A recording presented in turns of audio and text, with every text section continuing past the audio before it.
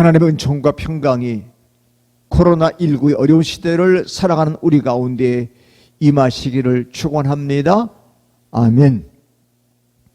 오늘 우리가 찬양한 아무것도 두려워 말라는 노래는 어려운 시기를 지나고 있는 우리 모두에게 깊은 울림을 줍니다.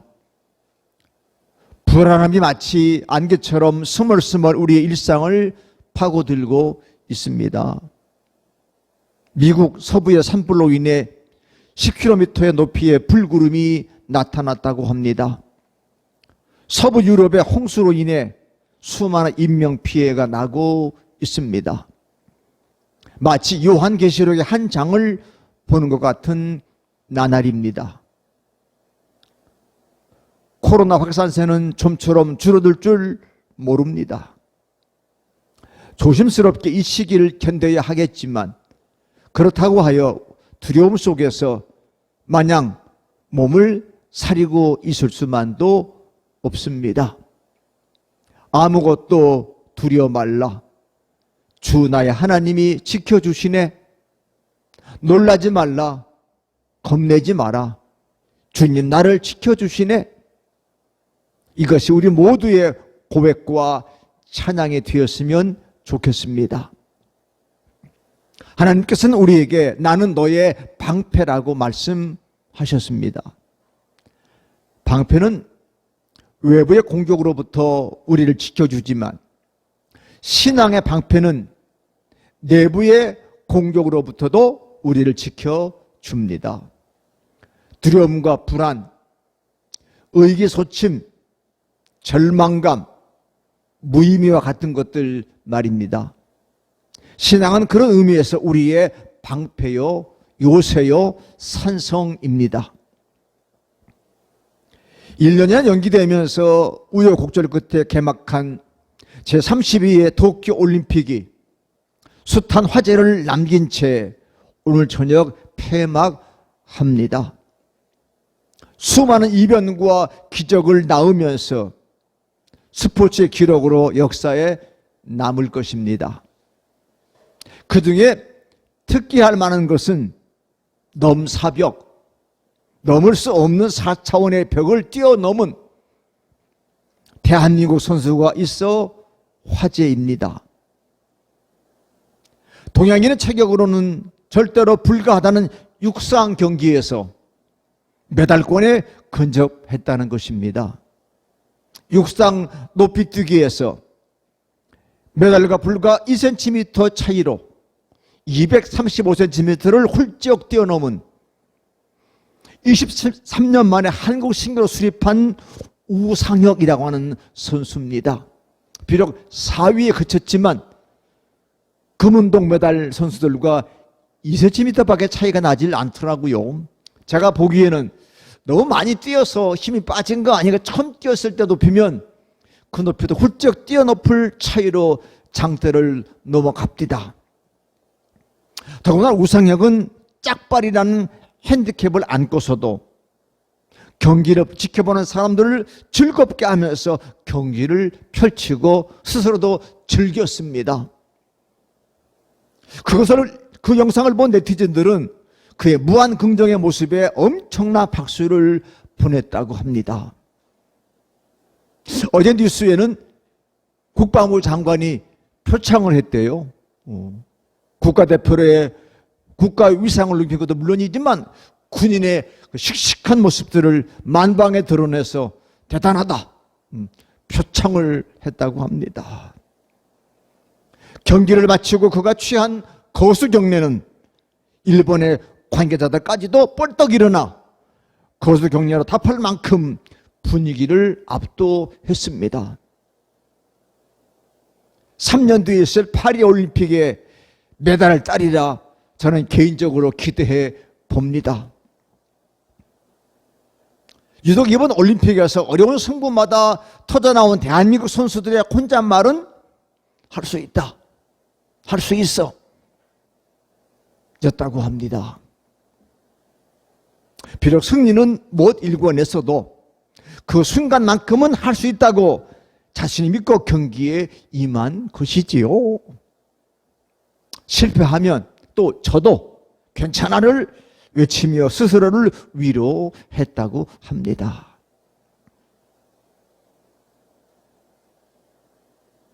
바울 사도는 고린도후서 13장 5절 상반절에서 다 같이 너희는 믿음 안에 있는가 너희 자신을 시험하고 너희 자신을 확증하라고 말합니다. 우리가 믿음 안에 있는지를 시험해 볼 수 있는 리트머스 시험지가 무엇일까? 저는 묵상해 봤어요. 예수님께서 우리 안에 계시다는 것을 의식하고 있는 것이 아닌가? 의식하고 있으면 시험에서 합격하는 거고요. 예수님 우리 안에 계신지가 아무것도 모르고 잊어버리고 살면 우리 믿음이 좀 약해진 것이 아닌가. 근데 그걸 어떻게 우리가 예수님 안에 있는지를 알 수 있을까요?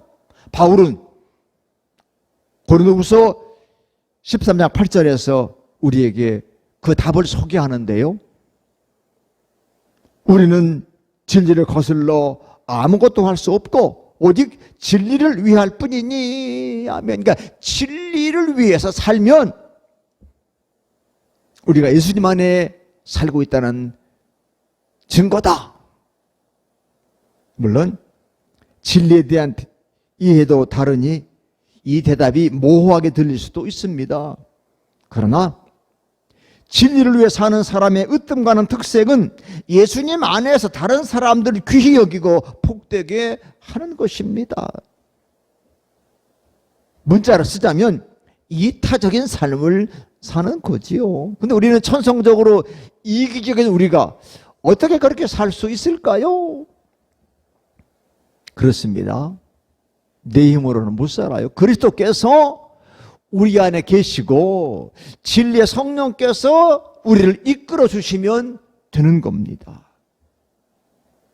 그런데 중요한 것은요, 그렇게 살고 싶다는 열망입니다. 그런 열망이 우리 속에 있는지요? 그런 열망을 불태우는 여러분이기를 축원합니다. 아멘. 믿음의 사람은 다른 말로 그리스도에게 사로잡힌 사람입니다. 동시에 그리스도의 마음을 얻으려고 달려가는 사람입니다. 그리스도와 사랑에 빠진 것이지요. 하지만 일상 속에서 요구되는 일들을 처리하느라 허둥대다 보면 우리가 순례자라는 사실을 잊을 때가 많습니다. 사람들이 안락함과 쾌적함에 길들인 순간 더 이상 십자가의 길을 걷지 않으려 합니다. 이질적이고 낯선 것을 거부하고 익숙한 것에만 집착합니다. 자신 그리스도의 마음을 얻기 위해 길을 떠난 순례자라는 사실을 잊는 순간 영혼의 전락이 시작됩니다. 믿음이 습관이 되고 고집스러워지고 자기 중심적이 되는 것이지요. 요한계시록 보면 아시아 7교회 중 가운데 라우디게아 교회가 있습니다. 주님이 그 교회를 책망하신 적이 있는데 우리도 해당되어서 소개드리는데요. 요한계시록 3장 15절 말씀인데 같이 말씀을 봉독합니다. 시작. 내가 내 행위를 아노니 네가 차지도 아니하고 뜨겁지도 아니하도다. 네가 차든지 뜨겁든지 하기를 원하노라. 아멘. 부끄럽지만 이게 우리의 실상입니다. 변명하자면 못할 것도 없습니다. 이 코로나19 시대의 삶이 너무 힘들다는 거지요. 그래서 멈추면 쓰러질 것 같아 우리는 늘 가속 페달을 밟으며 삽니다. 주변을 살필 여유조차 없습니다. 정부는 정책은 안 내놓고 그냥 쉽게 사회에 두기 사회적 거리두기 4단계 2주간 연장, 뭐 그러면 연장하는 거예요. 백성들은 그 연장에 당하는 그 어려움, 어려운 일들을 글쎄 아는지 모르는지. 더 우리를 짜증나게 하는 것은 여야 대선 후보들이 벌이는 행태들이 더 짜증나게 해요. 야, 우리나라 이토록 지도자감이 없을까? 가슴을 치기도 합니다. 그래서 사람들 무한 경쟁 속으로 몰아넣는 세상은 가끔 우리에게 모욕감을 안겨주기도 합니다. 자존감이 바닥을 치면 때론 서러움이 몰려오기도 합니다. 그런 중에 우리에게 슬며시 찾아오는 부정적 확신이 있습니다.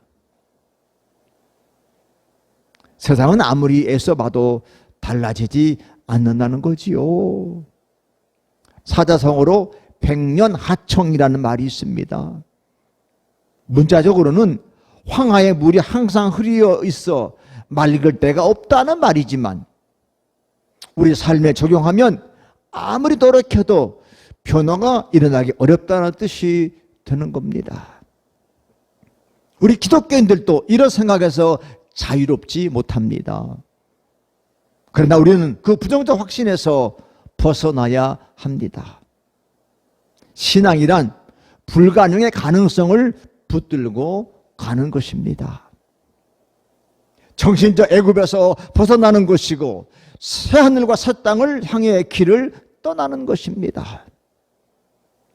용기란 아무 때나 으르렁거리는 것이 아니라 넘어진 자리를 짚고 일어서는 것입니다. 혼자는 외롭기에 하나님께서는 우리 곁에 동료들을 주셨어요. 이 동료를 요즘에 파트너 그러는데 우리에게 친구, 동무 주셨어요. 교회는 바로 그런 새로운 삶의 못자리여야 합니다. 하나님의 나라를 꿈꾸는 사람들 내 곁에라는 사실을 알아차릴 때 우리는 다시 시작할 용기를 낼 수 있는 겁니다. 오늘 본문 32절에서 히브리서 기자는 다 같이 전날에 너희가 빛을 받은 후에 고난의 큰 싸움을 견뎌낸 것을 생각하라고 말합니다. 고난의 큰 싸움을 견뎌냈다는 거예요. 언제? 빛을 받은 후에. 교회 정통은 오랫동안 우리 영혼의 성숙 단계를 세 단계로 나누어 설명하는데 스크린에 소개합니다. 첫째는 믿음을 통한 죄의 정화입니다. 둘째는 은총의 빛으로 조명을 받는 단계입니다. 셋째는 하나님과의 깊은 일치를 이루는 단계입니다. 빛을 받는다는 것은 환해지는 것이면 동시에 자기가 어둠임을 깊이 자각하는 단계입니다. 자기 행실이 더럽고 추하다는 것을 아프게 자각하며 새로운 삶을 열망하는 단계입니다. 여러분, 열망이 있기 때문에 고난의 싸움을 견뎌내며 그리스도의 꿈을 이루려고 하는 것입니다. 이 고난의 싸움이라고 할 때 사용된 단어 헬라어는 아틀레시스입니다. 영어로 운동선수 경기자를 뜻하는 애틀릿이 여기에서 나왔습니다. 사도는 신앙생활을 운동선수들의 삶에 빗대 설명합니다. 육체와 정신의 한계까지 밀어붙이는 훈련을 거듭 견뎌낸 선수가 되듯이 이번에 특별히 유도, 레슬링 보니까 야, 참 육체와 정신의 한계 대단하더라고요. 5년을 이렇게 훈련해 왔잖아요. 근데 한순간에 지니까 얼마나 그 억울함이랄까요? 그 후회랄까요? 아쉬움이 깊겠습니까? 믿음 또한 훈련이 필요합니다. 그래서 우리 사명 선언문에도 훈련으로라는 단어가 들어가지 않습니까? 자, 히브리서 12장 1절 하반절에 그렇게 되어 있는데 시작. 모든 무거운 것과 얽매기 쉬운 죄를 벗어버리고 인내로서 우리 앞에 당한 경주를 하며 기독교인들을 박해하는 시기에 믿음을 지키려던 사람들은 모욕과 환난을 당했습니다. 세상 사람들의 구경거리가 되기도 했습니다. 심지어 재산도 몰순을 당했습니다. 그러나 그 고난의 풀무를 거쳐 그들은 더욱 확신 있는 믿음의 사람들로 거듭났습니다. 고난을 당하면 겨릅대처럼 툭툭 부러지는 사람도 있지만 담금질을 통해 더욱 단단해지는 무쇠처럼 강해지는 사람들도 있습니다. 그 과정을 거친 사람들은 지금 고난의 시간을 견디고 있는 사람들과 함께하고 갇힌 사람들의 고통을 나누어 짊어집니다. 심지어는 자기들의 소유를 빼앗기는 일조차 기쁘게 받아들였습니다. 소유를 빼앗기는 것은 누구에게도 유쾌한 일은 아닙니다. 그러나 진리 안에서 살다가 그런 손해를 감수할 때 재산은 줄어들지 몰라도 정신은 더욱 단단해집니다. 오늘은 안 왔네요. 지난 주간에는 구청의 직원이 이 뜨거운 땡볕에 교회를 현장 조사 왔더라고요. 제가 화를 냈습니다. 소상공인 자영업자들은 국가에서 지원해 주면서 왜 작은 교회는 지원해 주지 않느냐. 영상 예배 드리라고 그러면서 영상 장비도 없는 작은 교회 어떻게 영상 예배를 드리라고 하는 거냐. 이 무더운 여름에 KF90이라는 그런 마스크나 보내주면서 도무지 교회를 국가는 어떻게 지원하고 있느냐. 제가 따졌어요. 자기는 시켜서 하는 거라고 그래. 그러니까 상관에게 상사에게 내가 한 얘기를 다 보고해라. 내 이름 실명을 거론해도 좋다.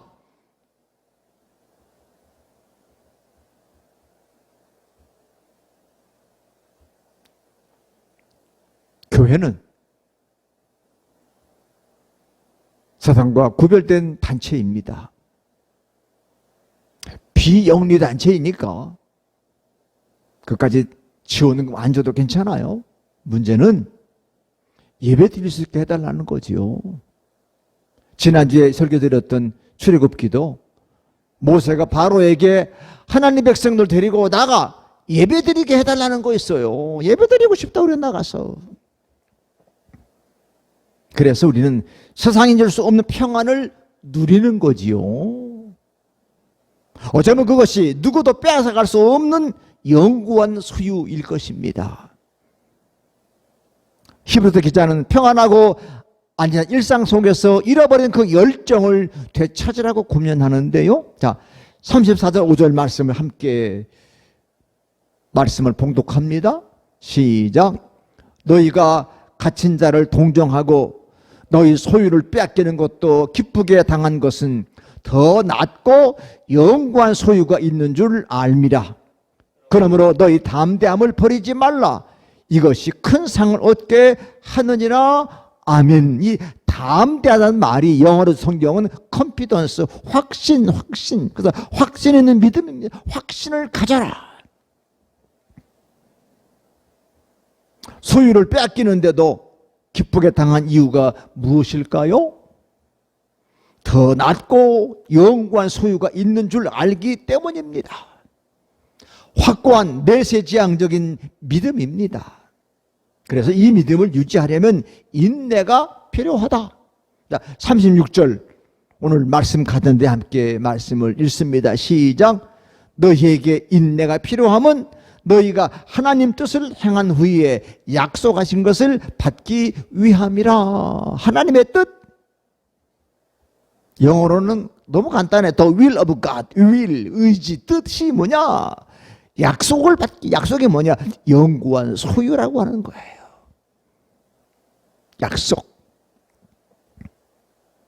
우리는 하나님의 말씀을 따를 것인지 사탄의 후예인 세상의 말을 따를 것인지 선택해야 합니다. 세상의 모든 삶은 선택의 연속이지요. 세상을 선택할 것인지 하나님의 나라를 선택할 것인지 말입니다. 세상은 우리를 염려해 주는 척하면서 하나님의 뜻에서 멀어지라고 말합니다. 다른 사람들을 위해 좋은 몫을 남겨두는 것은 어리석은 일이라고 말합니다. 나눔과 선행은 일단 자기 배를 채운 후에 해도 늦지 않는다고 말합니다.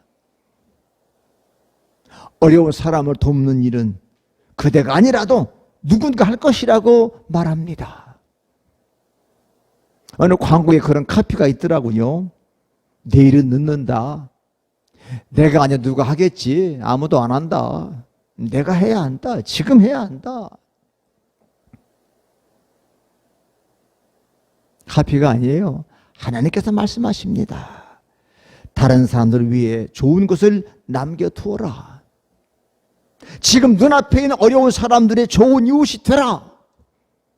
그렇게 살 때 우리는 영혼의 음식인 보람과 삶의 의미를 발견하게 될 것입니다. 우리는 누군가의 선한 이웃이 되라는 예수님의 명령 앞에 서 있습니다. 그 부름에 응답하는 것이 우리를 인간답게 만들 것입니다. 예수님께서는 누가복음 10장 선한 사마리안 비유에서 내 생각에는 이 세 사람 중에 누가 강도 만난 자 이웃인가라고 묻습니다. 예, 자비를 베푼 사람입니다. 예수님께서 말씀하십니다. 가서 너도 이와 같이 하라. 선한 이웃이 되라고 하십니다. 굿 네이버. 선한 이웃이 네가 돼야 돼. 정답만 말한다고 해서 삶이 나아지는 게 아니라 네가 그렇게 살아야 한다. 하박국 선지자의 말을 인용한 38절 상반절 나의 의인은 믿음으로 말미암아 살리라는 말씀은 이 세상의 가치에 길들여지기를 거부한다는 뜻입니다. 저는 제가 젊을 때만 해도 믿음은 삶 전체를 건 도전이었습니다. 푸른 바다 나선이 몸 어디든지 가오리다. 이 찬송 부를 때마다 비장한 표정을 짓곤 했습니다. 하지만 지금은 그 뜨거운 마음이 잦아들었습니다. 태만함과 나태함이 점점 나를 사로잡고 있습니다. 그렇게 38절 하반절 말씀이 가슴 아프게 다가옵니다. 코로나 시국을 핑계대며 그렇게 살고만 있는 것 같습니다. 자, 38절 하반절 말씀, 뒤로 물러가면 내 마음이 그를 기뻐하지 아니하리라. 뒤로 물러가면 멸망이에요. 자, 39절 말씀 시작.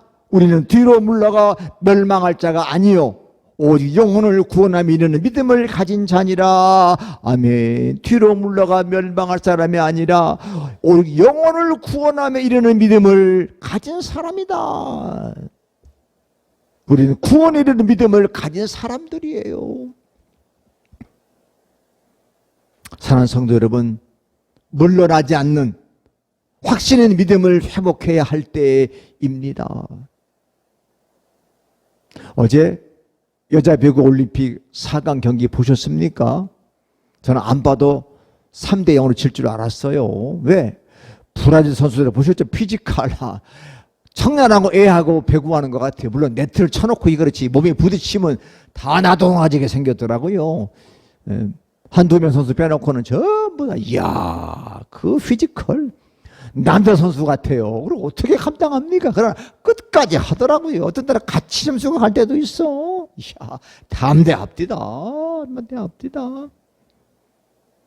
물러나지 않는 게 중요한 거예요. 붙어보는 거죠 뭐. 0대 3이면 어때? 붙어보는 거예요. 담대한 믿음을, 확신의 믿음을 다시 찾아야 합니다. 바울 사도는 그 마음을 얻기 위해서 뒤에 있는 걸 잊어버리고 앞에 있는 걸 잡으려고 푯돌아 달려간다 고백했어요. 몸을 내밀며 달려가는 그 역동적 모습이 눈에 보이는 것 같아요. 특별히 육상 경기 마지막 결승전에서 이 몸통이 먼저 나온 사람이 이기는 거래요. 몸통이 먼저 나와야 돼. 발이 아니라. 그래서 그냥 같이 들어오면 그냥 판독을 해가지고 가슴을 내미는 거예요. 내밀어야 돼. 얼마나 역동적입니까? 사랑하는 여러분, 다시 시작합시다. Try again 그러잖아요. 당장 결실이 보이지 않는다 하여 뒤로 물러나거나 낙심할 거 없어요. 어제가 입추였으니까 이제 가을 추자. 가을의 결실을 위해 지금 보배 같은 땀을 흘려야 합니다.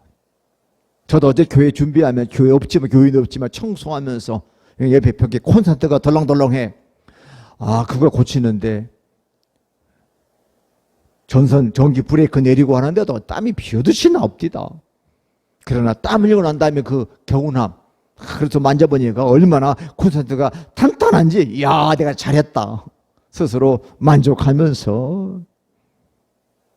그러니 저 바깥에 오늘 지난을 무릅쓰고 일하는 분들의 그 고통, 이래야만이 가을의 결실이 있지라고 해서 하는 그분들.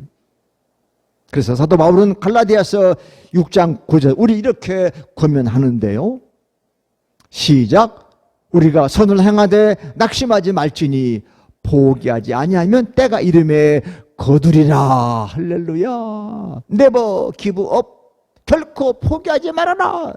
때가 이르면 거둘 거야. 그러니까 계속 선을 행해. 확신 있는 믿음을 가지고 앞으로 나아가.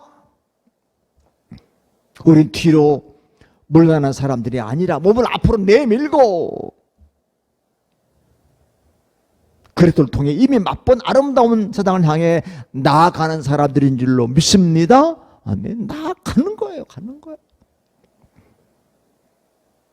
아무것도 아닌 돈과 권력과 명예의 허세를 내려놓고 이번에 올림픽 우리 야구팀 아주 호되게 질타를 받더라고요. 연봉이 대단한 선수들인데 일본만 빼놓고는 전부 다 다른 직업 가지고 있는, 세상 말하면 동네 야구하던 사람들이 왔어. 근데 거기한테도 치는 거야. 무기력해.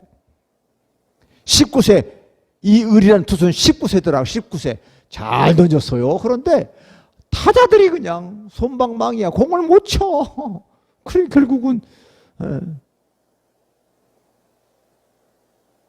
커세요. 야, 프로야구 선수들 연봉이 대단하더라고요. 그 연봉에 그 선수들이 멍청하게 루킹 삼진을 당하더라고요. 여러분, 돈, 권력, 명예, 허세요. 그거 다 내려놓으십시오. 자신의 부족함을 깨닫고 영적으로 분별할 때입니다. 무더위를 식혀줄 단비가 그리운 계절, 우리가 누군가에게 단비가 될 수 있기를 축원합니다. 오늘도 내일도 복음과 구원의 빚을 받은 사람답게 어두운 세상을 밝게 우리가 되기를 축원합니다. 32절을 읽음으로 설교를 끝맺으려 합니다. 시작. 전날에 너희가 빚을 받은 후에 고난의 큰 싸움을 견뎌낸 것을 생각하라. 사랑하는 성도 여러분, 우리가 그런 사람이에요. 고난의 큰 싸움을 견뎌낸 사람입니다. 그걸 생각하고 확신을 가지고 거진 세상을 담대하게 이기는 사람이 됩시다. 아멘. 그렇게 되시기를 축원합니다. 아멘.